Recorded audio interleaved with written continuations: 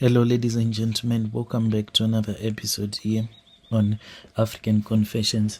The following story that you're going to be listening to, it comes from a translation of a message that one of our admin received, and the translation, it reads like this.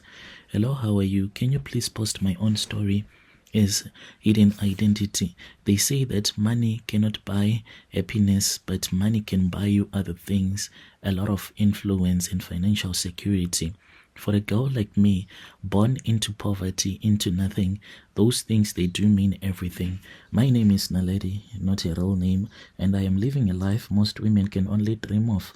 I have clothes, I have cars, I have a beautiful house, and I have the perfect husband, whom I'll call Peter, a wealthy man. My husband, by the way, is a white African-speaking man who worships the ground that I walk on.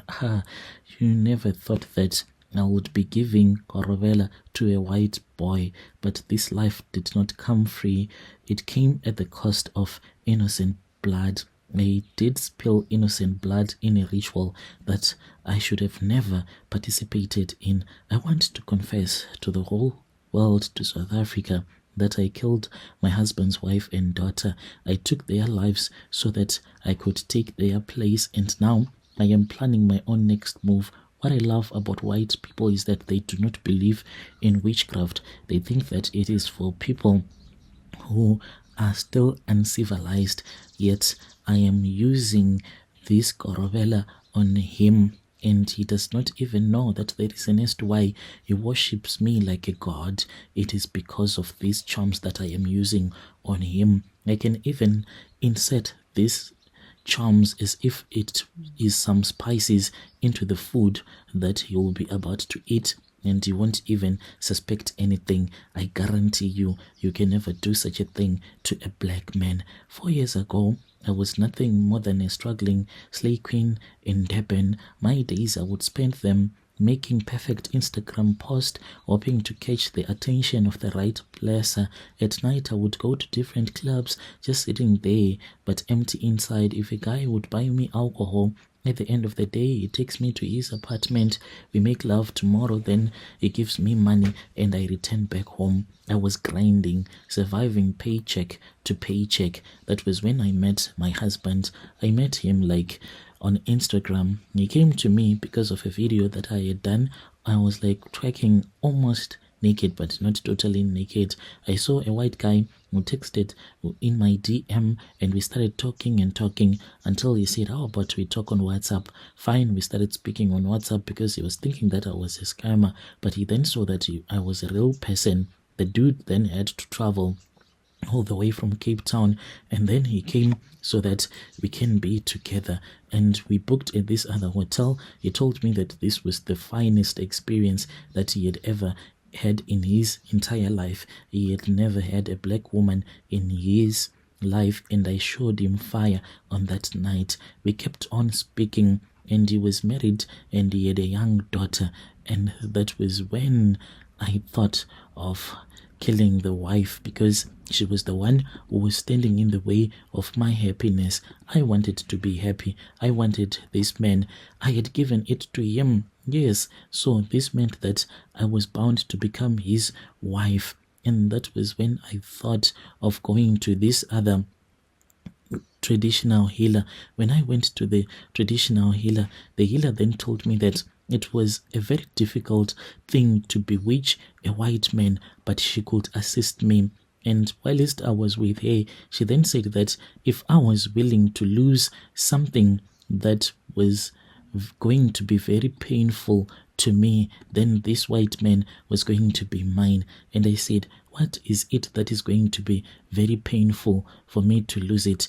Since I was raised by my own grandmother, then she told me that my grandmother, we could use a spirit. Once we use a spirit after she would have died, then this man was going to be mine like forever. And she is the one who gave me the Korobela that I use on my husband. I agreed. She told me to buy some items for my grandmother. I gave them to her.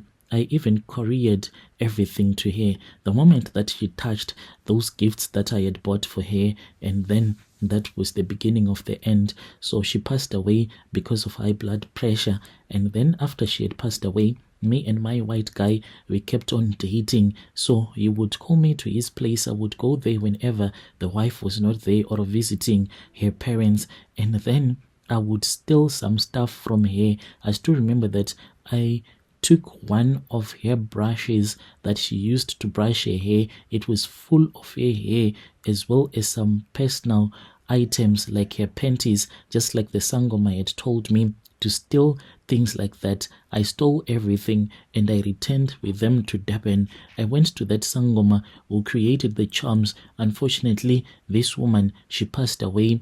The woman passed away. It was her and her daughter.